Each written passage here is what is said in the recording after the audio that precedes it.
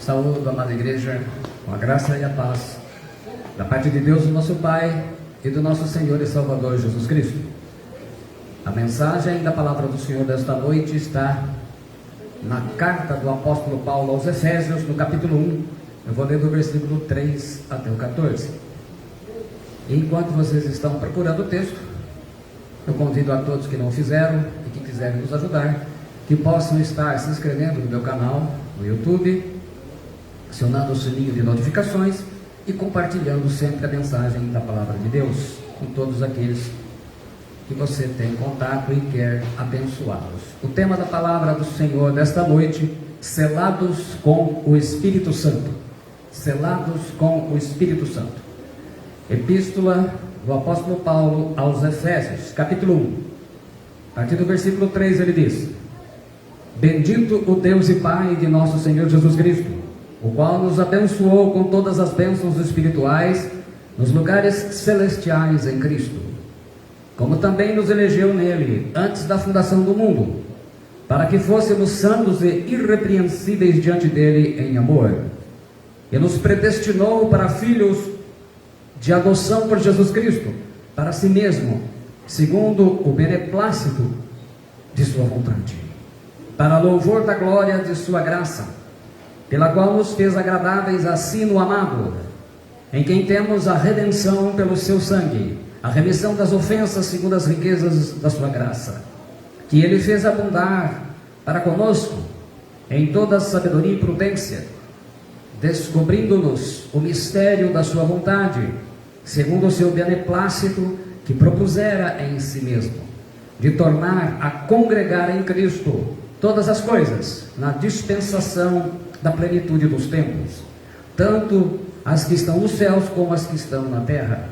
Nele, digo, em quem também fomos feitos herança, havendo sido predestinados conforme o propósito daquele que faz todas as coisas, segundo o conselho da sua vontade, com o fim de sermos para louvor da sua glória, nós, os que primeiro esperamos em Cristo, em quem também vós estáis, depois que ouviste a palavra da verdade, o evangelho da vossa salvação, e tendo nele também crido, fostes selados com o Espírito Santo da promessa, o qual é o penhor da nossa herança, para a redenção da possessão adquirida, para louvor da sua glória. Pai Celestial, em nome de Jesus Cristo, está lido o texto da palavra do Senhor desta noite. Que teu Espírito Santo esteja nos iluminando, clareando, Senhor, para que possamos compartilhar com os irmãos os selados com o Espírito Santo, em nome de Jesus Cristo. Podem se assentar, meus irmãos.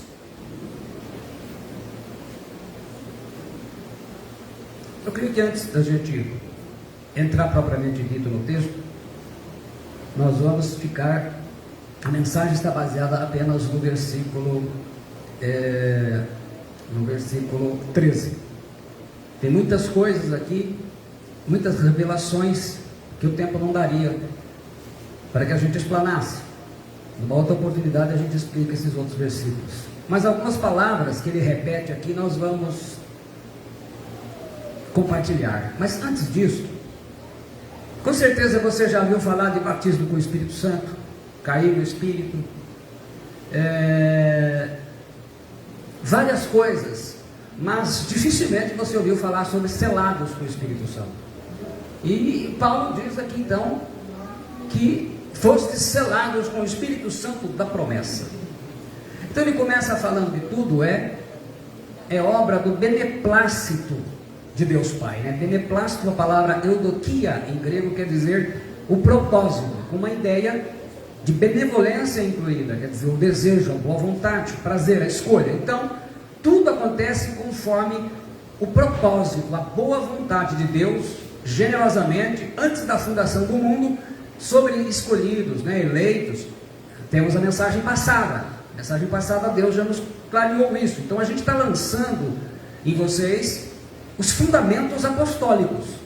Boa parte dos fundamentos daqueles que Jesus revelou aos seus apóstolos e eles ensinaram, e eu estou compartilhando com vocês. Então nós estamos trabalhando agora com fundamentos, para fundamentar a vida de cada um. Por quê? Porque nós estamos chegando em dias difíceis.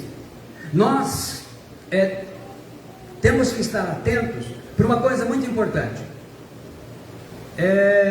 Eu vi até um ímpio zombando, ele falando, né, que os crentes falam que Jesus está vindo, mas ele não viu ninguém vendendo tudo. Vendendo tudo esperando Jesus. Mas Jesus não mandou vender tudo mesmo e esperá-lo. Ele não mandou fazer isso. A gente faz o que ele mandou fazer, pelo menos é para obedecer. Mas como que a gente vê os sinais? Na verdade, Jesus não disse que aconteceriam coisas diferentes quando ele voltasse, tanto para o arrebatamento como para a volta gloriosa. Todas elas tinham características ímpar, características próprias, mas que já eram fatos. Somente um fator tem diferença ao longo dos séculos, porque as pessoas sempre falam, sempre teve guerra. Tudo bem, é verdade, sempre teve guerra. Mas agora, os atores que estão se envolvendo nas guerras, não é mais Afeganistão e Arábia. Agora, 2 países, pelo menos já começou com um país, dos 2 que são protagonistas da grande tribulação, que é a Rússia e a China. A Rússia estava presa na União Soviética. A União Soviética não existe mais. Mas agora, a Rússia começa a mostrar as garrinhas que estavam escondidas durante todos esses tempos. Vocês viram que até Israel se propôs a intermediar. E Israel que futuramente vai ser atacado pela própria Rússia. E a China. Então assim, eles não sabem o que está acontecendo, mas o movimento está. Mas Jesus mostrou que quando estivesse próximo, que era para erguer a nossa cabeça, ele deu sinal. Primeiro, os falsos profetas, quer dizer, muita gente pregando evangelhos falsos, porque ele fala que evangelho é da salvação, então não é evangelho da prosperidade, é evangelho da salvação. Então ele mostrou esse sinal, está enganando muita gente, e isso está acontecendo. Ele mostrou que haveria um esfriamento dos cristãos, então esfriamento com as coisas do Senhor, esfriamento espiritual, então as pessoas estariam se desviando ou esfriando. Ele falou de pestes, quer dizer, doenças que seriam a níveis de várias nações. Ele falou de guerras e rumores de guerras, como nós estamos vendo. Então ele foi dando sinais. O que diferenciou a natureza? Ele fala de movimento no céu e na terra. Então a natureza, nós estamos vendo a natureza no próprio país. A natureza está mostrando que ela está gemendo. E lembre-se que Deus no começo do ano, Ele nos deu na palavra profética que havia muita sepultura aberta ainda. E aí está. Que seriam coisas o quê? Que chama atenção. Mas o que diferencia esse tempo de outros? A diferença está que no ano 70 Israel foi destruído. Só em 1948 que voltou como nação. Então, se a gente olhar mesmo na Segunda Guerra, quer dizer, foi depois da Segunda Guerra. Se você olhar depois da Segunda Guerra, ainda não tinha acontecido nenhum desse mover que nós estamos vendo hoje. Hoje, então, todos esses sinais estão repetidos, com uma diferença. Israel existe como nação.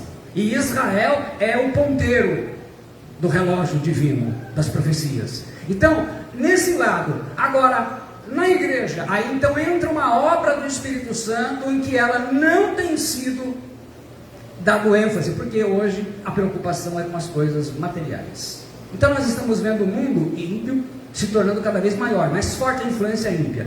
E aí entra então essa questão. Aí ele fala da adoção de filhos, a palavra uiotesia quer dizer adoção como filho, né, como filha, na posição. Então o pai, ele adota através de Jesus Cristo, da fé em Jesus Cristo, para ser herdeiro das bênçãos dele. Ele fala de redenção, algumas traduções colocam como resgate. A palavra apolutrosas quer dizer, era o preço pago por um escravo que estava no cativeiro, ele estava lá no mercado, alguém ia lá e comprava. Então Jesus nos comprou, pagou a nossa redenção. E ele fala aqui que o Espírito Santo foi dado como penhor. A palavra arrabon, ela traduz, a palavra grega traduz a palavra arabone, hebraica, que quer dizer o pagamento em dinheiro, normalmente, né, entregue antecipadamente como garantia que o pagamento total seria feito. Isto é como você dá a entrada, você vai pagar, compra um bem, você dá a entrada, depois você divide em parcelas. No caso aqui, ele fala, então o apóstolo Paulo está ensinando que o Espírito Santo ele foi dado como um penhor, quer dizer, para a gente não duvidar, porque se ele está dando o Espírito Santo como garantia, Não tem nada maior que o Espírito Santo. Então ele dá, olha, o Espírito Santo é a garantia, porque ele, se ele deixasse a salvação só por nossa conta, ninguém chegava lá. Então o Espírito Santo vai trabalhar em nossas vidas. E é por isso que ele fala que nós fomos selados. Então nessa mensagem nós vamos responder 4 perguntas. Por que ele é chamado do Espírito Santo da promessa? Para que nós recebemos o selo do Espírito Santo? Quando nós fomos selados pelo Espírito Santo, se é que fomos? E por que não há evidência do Espírito Santo na vida da maioria dos cristãos atuais? Você não vê evidência do Espírito Santo. Então a primeira coisa que a gente vai tirar de mente é que ele não está falando dos dons espirituais. A primeira pergunta, por que ele é chamado o Espírito Santo da promessa? No versículo 13 aí ele fala, né? Em quem também vós estáis, depois que ouviste a palavra da verdade, o Espírito, o Evangelho da vossa salvação, e tendo nele também crido, fostes selados com o Espírito Santo da promessa. Então a primeira razão é porque ele foi prometido por Jesus. Em João, no Evangelho de João 14, 16, 17, Jesus disse: e eu rogarei ao Pai, e ele vos dará outro Consolador, para que fique convosco para sempre, o Espírito de verdade que o mundo não pode receber, porque não o vê, nem o conhece, mas vós o conheceis, porque habita convosco e estará em vós. Então o Espírito Santo foi dado como garantia. É o Espírito Santo que vai conduzir a igreja, e vai lá em Tessalonicenses, algo que impede, quando o Espírito Santo retirar a igreja daqui, aquele que detém a ação do anticristo não será mais detido. Então, quando nós estamos vendo mexendo com a OTAN, com o ONU, tudo aquilo que a Segunda Guerra Mundial parece que está voltando em cena, e todo mundo, mas guerra, nós queremos paz. Isso mesmo, o mundo anseia por paz, e quando inserem paz e segurança, então nesse inteirinho o rapto da igreja acontece. Então as coisas vão estar acontecendo, e todo mundo vai estar acostumado. Todo mundo está acostumado com isso. Aí é a diferença da ação do Espírito Santo na vida dos verdadeiros crentes. Também a promessa do Pai em Atos 1, 4, 5, e estando com eles, determinou-lhes que não se ausentassem de Jerusalém, mas que esperassem a promessa do Pai, que disse ele: de mim ouvistes, porque na verdade João batizou com água, mas vós sereis batizados com o Espírito Santo não muito depois desses dias. Então o Espírito Santo desce lá em Atos 2. O Espírito Santo é da promessa, porque ele foi prometido, e é o Espírito Santo quem faz o convencimento do pecado, o Espírito Santo que faz o novo nascimento, o Espírito Santo que faz a conversão, e ele batiza, né, Jesus batiza com o Espírito Santo, mas também nós somos selados com o Espírito Santo. E também porque os profetas anunciaram essa promessa de Deus. Joel 2, 28, 32, Isaías 32, 15, Zacarias 12, 10, Ezequiel 36, 23, 28. Todos esses textos, os profetas já haviam dado essa promessa. A segunda pergunta: para que recebemos o selo com o Espírito Santo? O Espírito Santo da promessa. A palavra selados, esfragizo, ela quer dizer marcar pela impressão de um selo. É confirmar, é autenticar com o selo como sendo de sua propriedade.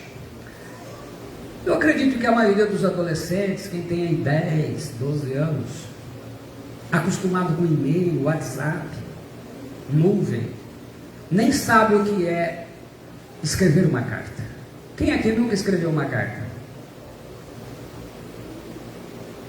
Mas alguns anos atrás existia um negócio chamado envelope, algo parecido com isso aqui, ó, um envelope.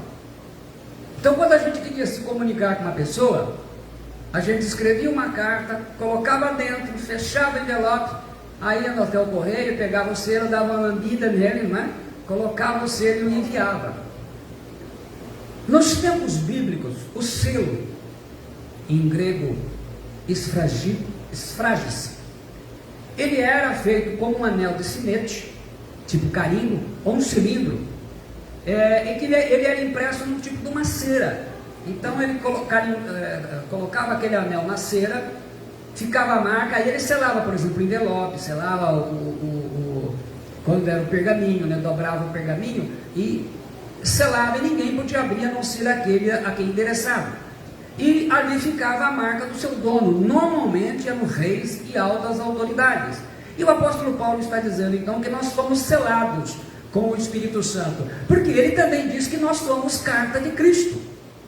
Em 2 Coríntios 3, 2, 4 ele fala assim: vós sois a nossa carta, escrita em nossos corações, conhecida e lida por todos os homens, porque já é manifesto que vós sois a carta de Cristo, ministrada por nós, e escrita não com tinta, mas com o Espírito do Deus vivo, não em tábuas de pedra, mas nas tábuas de carne do coração. E é por Cristo que temos tal confiança em Deus. Então ele fala que a igreja é a carta de Cristo, a verdadeira, né? A verdadeira igreja. Quando eu digo verdadeira igreja, estou falando de pessoas que nasceram de novo, pessoas, não estou falando de denominação. Tem denominação que acha que é só ela que é a igreja salva. Jesus não deixou placa, não é? A placa são os homens que atribuem a si mesmos. Mas Jesus não vai vir buscar uma denominação, ele vai vir buscar pessoas que verdadeiramente foram seladas com o Espírito Santo. Então, na verdade, se a gente fosse resumindo,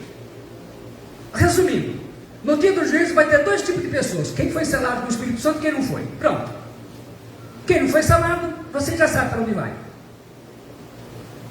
Quem foi selado vai com Cristo. A palavra carta aqui, epistoleio, é a carta, a mensagem, como a epístola que nós estamos lendo, por exemplo.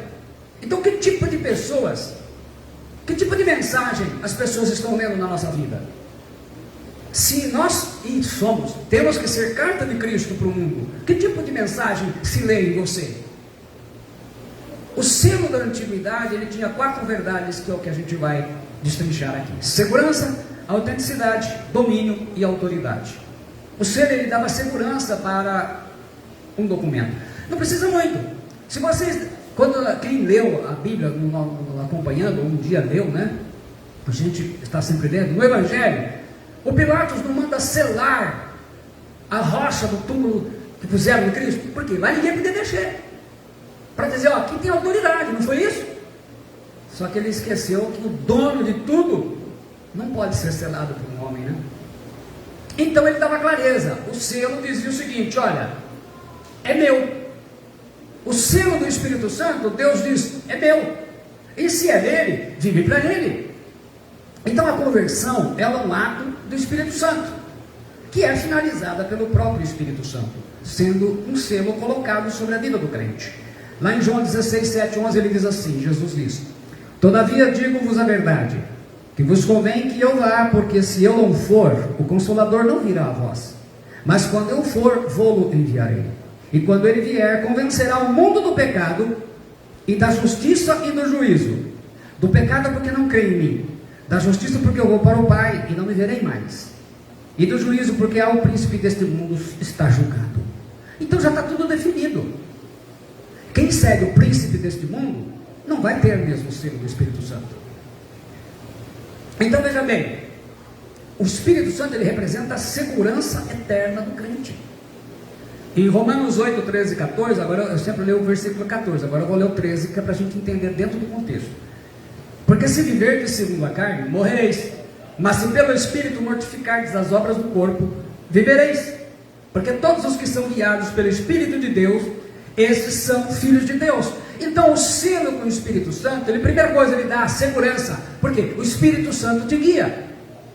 A gente fica assim, mas será que eu sou salvo? Meu irmão, minha irmã, você foi selado, então ele está te guiando, é o Espírito Santo que te guia. Ele representa a segurança para todo aquele que creu e nasceu de novo. É essa segurança que ele nos dá, é a garantia. A obra não depende apenas de você, ela depende sim do Espírito Santo. A mim cabe o quê? Ter fé e obedecer. Depois ele fala de autenticidade, em João 14, 17: o Espírito de verdade que o mundo não pode receber, porque não o vê nem o conhece, mas vós o conheceis, porque habita convosco e estará em vós. Então é o Espírito Santo que habita em mim. Então, quando eu vou fazer uma coisa errada, ele vai falar para mim: olha, cada crente selado com o Espírito Santo é posse do Senhor Jesus, está salvo, chamado, escolhido. O diabo não pode mais tocá-lo, porque o Espírito Santo habita nele. Qual a forma do diabo tocar um crente selado? Só se ele desobedecer o Espírito Santo e obedecer ao pecado, né? Em 1 João 5,18 ele diz: sabemos que todo aquele que é nascido de Deus não peca, mas o que de Deus é gerado conserva-se a si mesmo, e o maligno não lhe toca. Então, aquela guerra, nós sabemos que aquela guerra que se trava na mente, porque o diabo te chama para o pecado. É uma luta.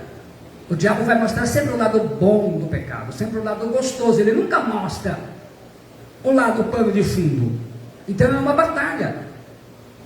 O terceiro domínio, em 1 Coríntios 12, 3, nós lemos assim: portanto vos quero fazer compreender que ninguém que fala pelo Espírito de Deus diz Jesus é anátema, e ninguém pode dizer que Jesus é o Senhor senão pelo Espírito Santo. Todo crente selado com o Espírito Santo, ele vai confirmar que Jesus Cristo é Senhor da sua vida. Ele vai exaltar Cristo com a sua vida. Então o que diferencia? Lembre-se que eu falei isso e vou repetir. Haverão dois grupos somente de pessoas: aqueles selados com o Espírito Santo e os que não são. Ponto final. Selados no juízo é isso aí. O arrebatamento, quem sobe? Selados com o Espírito Santo. Já tem a garantia, vai subir. E a prova disso, o Espírito Santo está me guiando.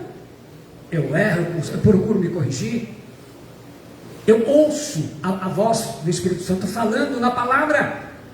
Não, eu creio que enquanto o teu ouvido e o teu coração estremece ao ouvir a palavra de Deus verdadeira, não é essa pregação que a gente vê frouxa por aí não, mensagem de verdade, é porque o Espírito Santo selou você.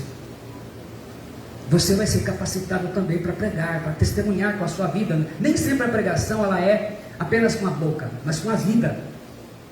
Através da história, você já parou para pensar que desde Atos dos Apóstolos até hoje, o Espírito Santo continua convencendo as pessoas?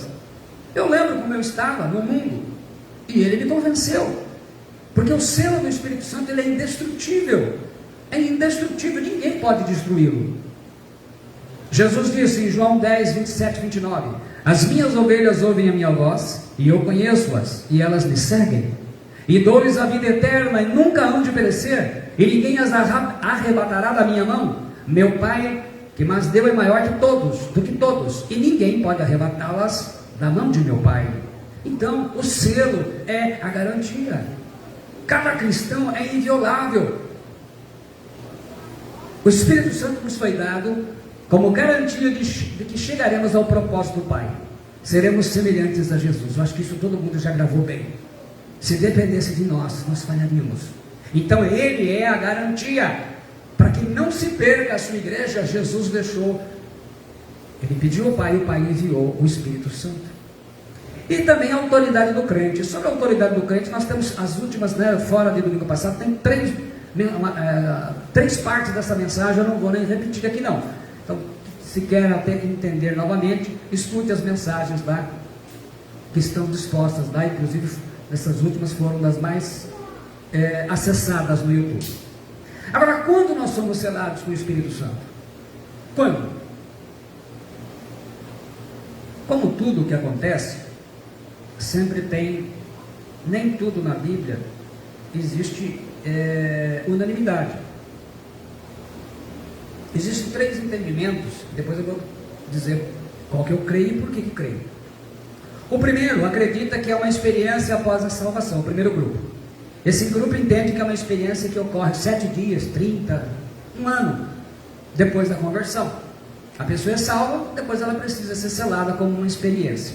E existem teólogos, um deles, o Martin Lloyd Jones, ele ensinava assim no século passado, e muita gente segue essa linha. O segundo grupo é o grupo pentecostal. A maioria dos crentes pentecostais acredita que é uma segunda bênção, pois esse selo será o batismo com o Espírito Santo, com evidência de falar em línguas. Tanto que era muito comum a gente estar pregando em algum lugar: você já foi selado com o Espírito Santo? O Espírito significa, você foi batizado com o Espírito Santo, fala em línguas. Mas todos esses são interpretações que elas não têm um apoio bíblico. E o terceiro grupo, que é aquele que eu creio, aí a diferença do original, que nós somos selados no ato da salvação. Nós estamos pregando o texto, ele está falando isso, então eu não posso sair dele. Olha o que está escrito aí.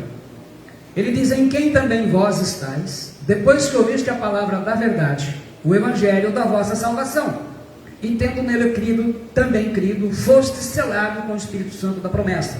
Então tendo nele crido, Jesus, foste selado com o Espírito Santo, a gramática grega, na sua nuance, uma diferença sutil, ela exige que esses dois acontecimentos, eles sejam concomitantes, quer dizer, ao mesmo tempo.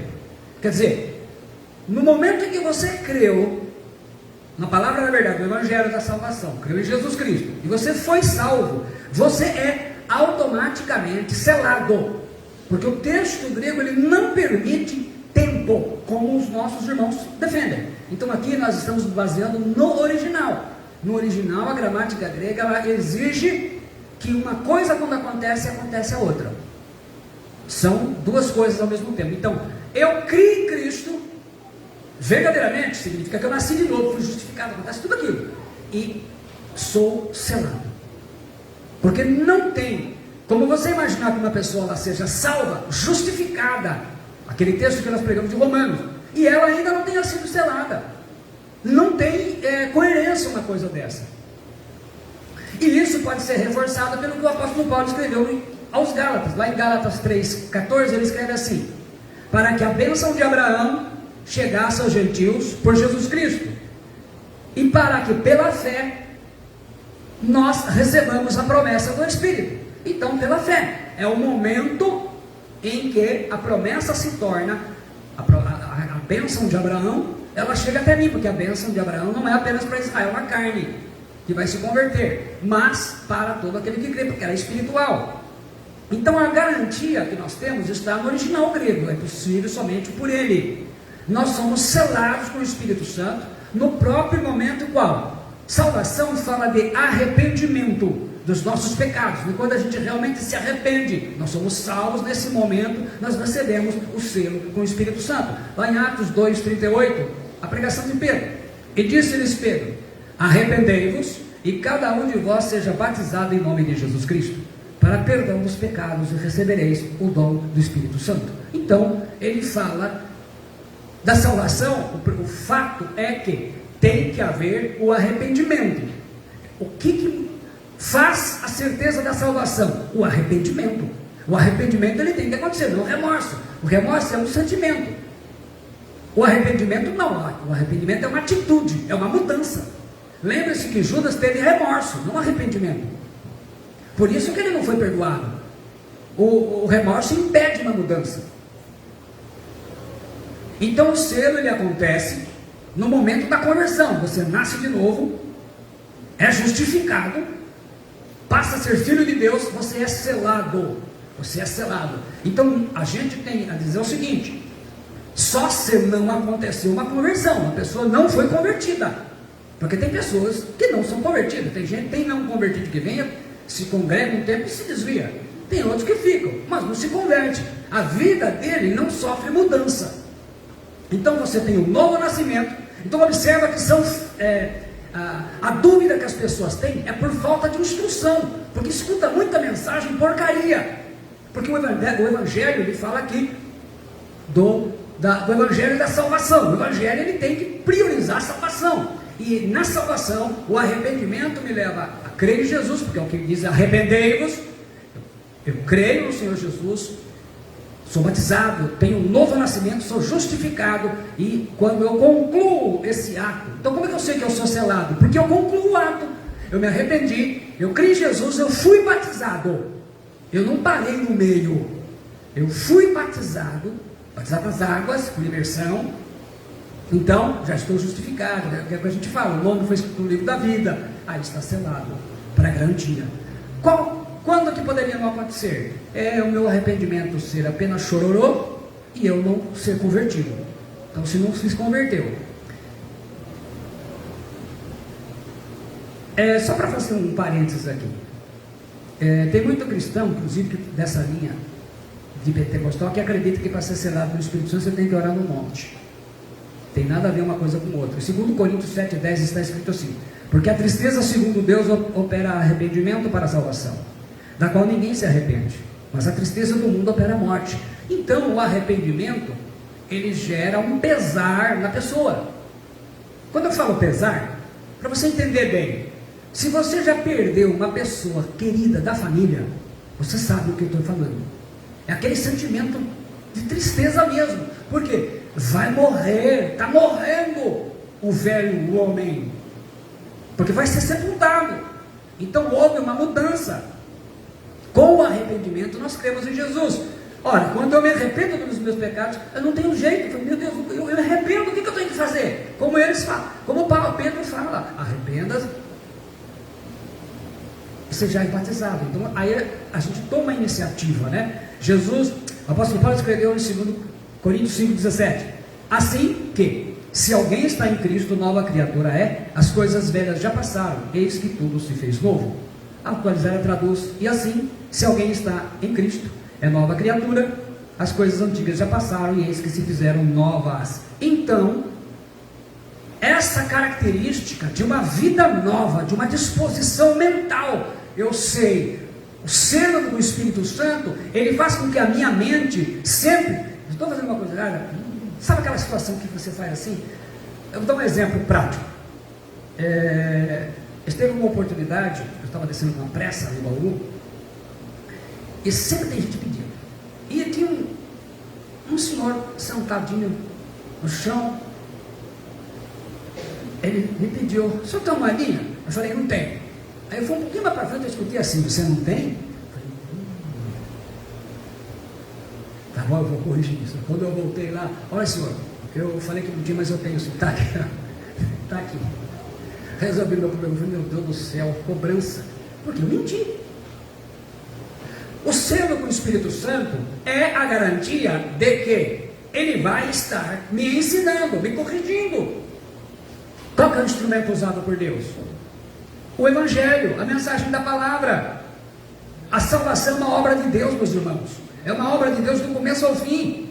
Você só tem que obedecer, ter fé e obedecer. A salvação não é mérito nosso, ela é de Deus. O que eu faço? Tenho fé e por isso obedeço. Jesus não disse de pregar o Evangelho?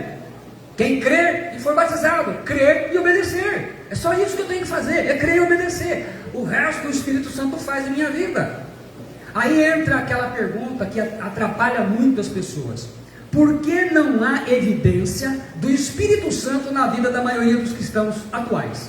Se você for uma pessoa espiritual e começar a observar a maioria das pessoas e aquilo que eles põem na internet, você realmente chega a uma conclusão que o Espírito Santo não tem ação nenhuma na vida daquela pessoa. E isso deveria não fazer a gente julgar, mas a gente parar e dar uma olhadinha para a gente mesmo. O primeiro resultado da ação do Espírito Santo, quando ele sela a vida de uma pessoa, tem uma característica. Ele começa, como é que é o nome dele? Espírito Santo. Então ele começa um processo de santificação. E isso é todo dia. Em 2 Tessalonicenses 2,13 está escrito assim: mas devemos sempre dar graças a Deus por vós, irmãos amados do Senhor, por vos ter Deus elegido desde o princípio para a salvação, em santificação do Espírito e fé da verdade. Então, eu sei que eu não troco aquilo que eu aprendi, porque vai estar, Jesus disse nos últimos dias, os falsos profetas, o que eles vão estar fazendo? Eles vão estar mudando tudo. Eu não troco a fé que eu aprendi, está aprendido, selou. E o Pedro também, o outro apóstolo, veja o que eu falei para vocês, que estou ensinando fundamentos apostólicos. Agora Pedro escreve: eleitos segundo a presciência de Deus Pai, em santificação do Espírito, para a obediência e a expressão do sangue de Jesus, graça e paz vos sejam multiplicadas. Então eles dão ênfase que, uma vez que você foi selado, começou um processo de santificação. Aí começa a luta. Por quê? O espírito do mundo, o espírito maligno, vai querer levar você para fazer tudo que você já fazia de errado. E o Espírito Santo, corrigindo, induz você, né? Se você permitir isso, que você obedeça ao Pai. Uma coisa que é importante você entender, entenda isso. Por que o ímpio peca? Gente, o ímpio é obrigado a pecar. Olha o que João agora, o outro apóstolo, 1 João 3, 8, 10. O ímpio não tem jeito, ímpio tem que pecar. Quem comete pecado é do diabo. porque o diabo peca desde o princípio. Para isso o Filho de Deus se manifestou, para desfazer as obras do diabo. Qualquer que é nascido de Deus não comete pecado, porque a sua semente permanece nele, e não pode pecar porque é nascido de Deus. Nisto são manifestos os filhos de Deus e os filhos do diabo. Qualquer que não pratica a justiça e não ama a seu irmão, não é de Deus. Então, quando alguém é selado, ele está em pecado. Você pode corrigir, pode trazer a palavra que ele vai obedecer, porque ele está selado. Ele vai entender, ele não vai fugir. Ele está selado. Ele não tem aparência. Está errado. Não quer dizer que a gente não vai errar. A gente vai lutar, é uma luta, e às vezes a gente cede. A carne é fraca, Jesus disse isso. Mas ele aceita. Agora, quem recusa e rejeita a palavra de Deus e escolhe viver, porque quando ele fala, o diabo peca desde o princípio, quem comete pecado é quem está em pecado. Pecado todo dia. Não é, eu pequei. Eu estou em pecado, a minha mente é do pecado, eu gosto do pecado. Então a minha mente já foi travada pelo diabo para o pecado. Então eu rejeito a mensagem de luz. Então todas as vezes em que a luz vai querer entrar, eu impeço. Essa é uma batalha. Então o selado, eu entendo isso, porque a palavra de Deus, o apóstolo Paulo aqui ele fala, a palavra o evangelho da vossa salvação. Então é algo que Deus está trabalhando dentro de mim, eu sei. Então é aquela situação assim, olha, mas a gente vai ser chato, tecnicamente vamos. Se você quiser agradar a Deus, com esse mundo do jeito que está, você vai ser uma pessoa classificada como chata. Não tem jeito, não tem jeito. A gente, por mais que a gente tente viver bem, por mais que você tente ter jogo de cintura, vai ter um momento que as pessoas vão te achar chato, porque você não vai. E aí entra a direção do Espírito Santo. De repente eu vou fazer uma coisa aqui para agradar várias pessoas, eu vou ter que desagradar a Deus. Aí eu começo com essa luta. Mas o cristão selado e salvo, cometer um pecado é uma escolha que ele faz, porque a gente tem a ajuda do Espírito Santo. Romanos 8:9, Paulo escreveu assim: vós porém não estáis na carne, mas no Espírito, se é que o Espírito de Deus habita em vós. Mas se alguém não tem o Espírito de Cristo, esse tal não é dele. Então aí não foi selado. Eu tenho que ter o Espírito Santo em mim. E como é que eu sei disso? Quando eu faço coisa errada, como eu dei um exemplo, ele me cobra, ele me corrige, ou quando ele corrige com a palavra. O Espírito Santo vai dizer para você: diga não para a mentira, sim para a verdade. Mas se eu disser que a verdade, não tem jeito. Tem que dizer não para a mentira. Diga não para o adultério, diga não para o pecado, diga não para a prostituição, para a pornografia, diga sim para a pureza. Diga não para a desobediência, diga sim para a obediência. Diga não para a corrupção e sim para a honestidade. A Bíblia cansa de dizer, a gente vê pela tradução aqui da Corrigida Fiel, cansa de mandar o cristão ser honesto. Ninguém pode dizer que tem o Espírito Santo se não tem santidade na sua vida. Isso sim. Toda pessoa que diz que tem o Espírito Santo, mas ela não tem sinais de santidade, ela está mentindo para si mesma. Agora, quais são as 3 razões básicas porque a gente não vê a evidência do Espírito Santo na maioria da vida das pessoas? Então vamos lá. Primeiro, eles extinguiram o Espírito, ou apagaram. Em 1 Tessalonicenses 5,19, 2 traduções. A nossa diz: não extingais o Espírito. A atualizada diz: não apagueis o Espírito. A palavra isbinume, ela fala de apagar o fogo como um incêndio. É uma metáfora de sufocar. Quer dizer, é deixar de receber a influência do Espírito Santo. Quando eu escolho viver no pecado, você já tiveram a experiência, quem já caiu em pecado, ou então de ver pessoas que caíram e passa a viver em pecado, ela apaga. Aquele brilho que ela tinha, não tem mais. Aquela alegria de ter as coisas de Deus, até ela já não tem mais alegria nas coisas de Deus. E a gente vê que as pessoas, essa geração de hoje, está perdendo isso. Não tem mais alegria das coisas do Senhor. Pior, ela faz a escolha de gerar divisões no corpo, se afasta. O que Judas escreveu lá? Outro apóstolo, 1,19, ele escreve assim: são estes os que promovem divisões sensuais que não têm o Espírito.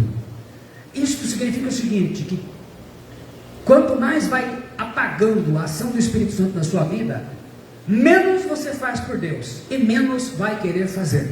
Num ano você fazia 3 coisas, no outro você diminui para 2, no outro você diminui para 1, no outro já não faz mais nada. Você não tem mais motivação, já apagou, vai apagando. Então, o que vai te atraindo? O que você gasta tempo? Você apaga, você não tem vontade de orar, não tem vontade, porque você é da carne. Não tem vontade de orar, vixe, lê a Bíblia, então você passa longe. E a mais ainda com esse aparelhinho chamado celular. Esse tem sido um instrumento do diabo na vida, para destruir a vida de cristão, vocês não fazem ideia.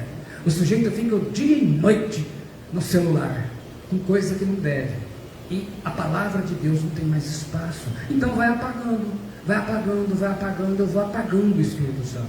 Depois, o segundo passo é que eu endureço o coração dele. Em Hebreus 3, 7, 8 diz assim: portanto, como diz o Espírito Santo, se ouvirdes hoje a sua voz, não endureçais os vossos corações, como na provocação no dia da tentação do deserto. O mesmo sol que endurece o concreto derrete o gelo. Por que Deus endureceu o coração de Faraó? Porque Deus queria endurecer o coração de Faraó, porque era um coração duro. Ah, mas não, é isso mesmo. Quanto mais Deus mostrava e confrontava a verdade na cara de Faraó, mais ele ficava endurecido. É isso que acontece. As pessoas vão chegando num momento, pessoas que estão hoje apóstata, quanto mais você tenta convencê-lo, pior ele fica. Quase falta te agredir, a pessoa fica nervosa. Quem hoje, por exemplo, é contra o dízimo, fala a palavra dízimo, começa aquela xingação, a pessoa perde o controle. Fala de culto, de ceia, não, você não tem que estar mais em culto, você não tem mais. Ela endureceu o coração, ela crê naquilo. Sabe qual que era a vantagem dos hereges no tempo dos apóstolos? Eles tinham os originais, então eles distorciam o original. Hoje, com esse nível baixo espiritual que nós temos, você vê cada gente pregando cada coisa na internet. Eu falei, meu Deus, não sei como é que as pessoas conseguem acreditar nisso, mas elas são ignorantes, analfabetas de palavra, pessoas que não têm vontade de aprender. Então, endurece o coração com muitas coisas fáceis de eliminar pelo conhecimento da Escritura. E por último, então começa apagando o Espírito Santo, endurecendo o coração, e aí faz o pior, entristece o Espírito Santo. Aqui mesmo em Efésios, no capítulo 4, versículos 30 e 32, Paulo escreve assim: e não entristeçais o Espírito Santo de Deus, no qual estáis selados para o dia da redenção. Então vejam que ele reforça, já está selado para o dia da redenção. Quando é a redenção nossa? O arrebatamento da igreja. Toda amargura, ira, cólera, gritaria, blasfêmia e toda malícia sejam tiradas dentre vós. Antes, sede uns para com os outros benignos, misericordiosos, perdoando-vos uns aos outros, como também Deus vos perdoou em Cristo. A palavra entristecer, lepeo, quer dizer tornar alguém triste e preocupado, provocar pesar, tristeza. O Espírito Santo fica triste como se estivesse de luto, porque aquela pessoa morreu para Deus. Como que a gente deixa o Espírito Santo triste? Ele está escrevendo aí, ó, vivendo com amargura, raiz de amargura, a pessoa que não perdoa. Isso aqui, especialmente isso aqui, é um dos males de gente que saiu em rebelião da igreja e de casais que foram traídos. Um foi traído. É difícil, gente, é um trabalho que vocês não têm ideia. Ira aqui, a diferença entre ira e cólera, né? Ira, a palavra tumos, em grego, ela fala de fúria de momento. Aquela pessoa que tem aqueles 2 minutinhos, faz uma besteira, e às vezes não dá para corrigir mais. E raiva é aquela pessoa que tem um caráter violento mesmo, já ela é daquele jeito. Vamos dizer assim, com fome de pitbull. Gritaria, a palavra krause quer dizer gritaria, gente barraqueira, gente que gosta do barraco. Tudo isso entristece o Espírito Santo, porque a gente tem que mostrar domínio. Blasfêmia, calúnia, difamação, fofoca, mexerico, malícia, maldade, gente depravada. Tem gente que é depravada na mente, nos olhos, no ouvido. Tudo vê malícia, tudo vê maldade. Essa malícia pode ser qualquer coisa, no sentido de uma pessoa está indo bem, está roubando, ou malícia no sentido sensual, Então a mente dela, tudo que ela fala, que ela pensa, ela gosta disso, e ela não percebe que isso, ela entristece o Espírito Santo, porque você está apagando a ação dele. E quem não consegue perdoar, né? Infelizmente, muitas amizades, muitos casamentos, muitos ministérios estão sendo destruídos, porque não conseguem perdoar. Eu tenho visto tanto, pastor que chega para mim, pastor, aconteceu isso no casamento, nós nos divorciamos e eu estou casando de novo. Eu falei, meu Deus do céu, isso é entristecer o Espírito Santo. Depois começa, campanha no monte, campanha não sei o que, gente, isso aí é perda de tempo. Perda de tempo. Perda de tempo. Apagou o Espírito, endureceu o coração e entristeceu a ação do Espírito Santo.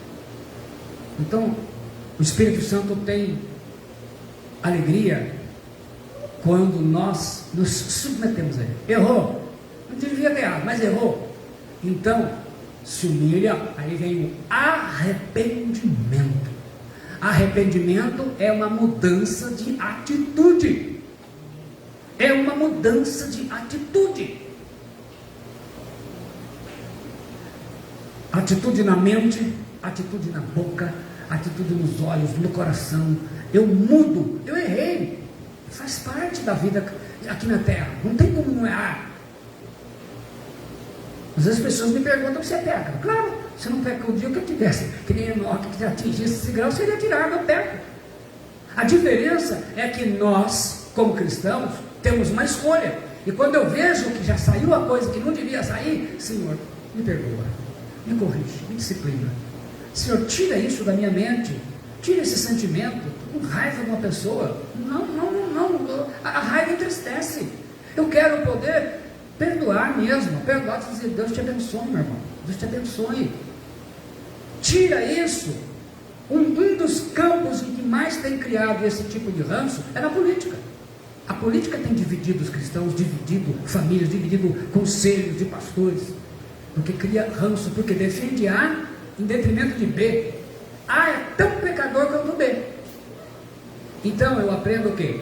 Entrego todos na mão de Deus e faça a sua vontade. Então, meu querido, minha querida, nós somos selados com o Espírito Santo da promessa.